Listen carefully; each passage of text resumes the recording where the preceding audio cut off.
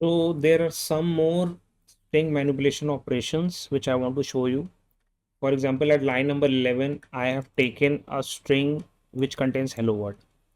Now, instead of calling this concat function, we can simply use the plus operator as well. Okay, so this will add the string at the end of this string. Okay, we'll test it. There is a substring method available in the string class.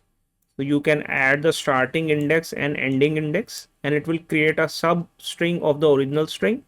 It will include the starting index and it will not include the ending index. One index before the ending index. Till there, it will create the substring and it will return you the substring. So we will test these things. And you can do replace also. So you can replace the world in this hello world with Java. So it will replace the first occurrence of world. Similar, there is another method which is called replace all. It will replace all the occurrences. There are many utility methods available in Java. You can simply do Ctrl+Space and then check. There are many string manipulation methods present. The best way to understand these methods is you can click Control on the method name and read the description of the method. Okay, but these things come by practice, so you just need to go through the basics here, and when you will start implementing, then you will learn more and more.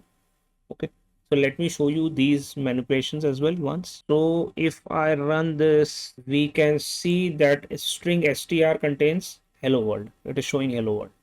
Okay, now we are creating a new str where we str plus, and we are adding some more string to it. As soon as this line 14 executes, you can see the new str is there.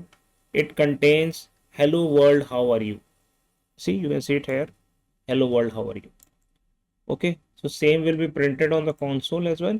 We can see it is printing hello world, how are you? Okay, now what we are doing, now we are doing a substring starting for 7th index and going to the 12th index. Okay, so as we do this, it has done the substring and it's selected the world object here. Okay, now we are doing a replace.